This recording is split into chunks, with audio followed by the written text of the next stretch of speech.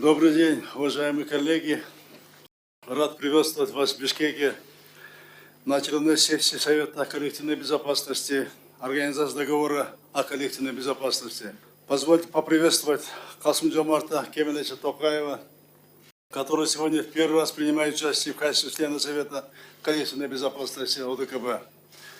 От имени всех коллег я от себя лично желаю вам, уважаемый Касым-Жомарт Кемелевич, крепкого здоровья, дальних успехов. Уважаемые коллеги, выражаю признательность за ваше личное участие в сегодняшней встрече. Надеюсь, что наше заседание пройдет, как всегда, в доверительной и конструктивной обстановке. Благодарю всех вас за твердую и последовательную поддержку Кыргызстана в период председательства в организации. Также выражаю признательность Валерию Анатольевичу Семерякову за активную работу по реализации поставленных целей.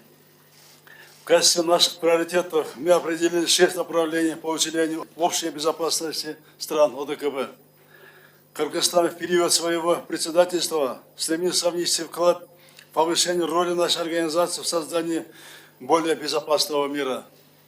Еще раз спасибо вам за поддержку наших приоритетов. Уважаемые друзья, далее мы в узком составе должны обменяться мнениями по проблемам международной и региональной безопасности, а также по деятельности ОДКБ.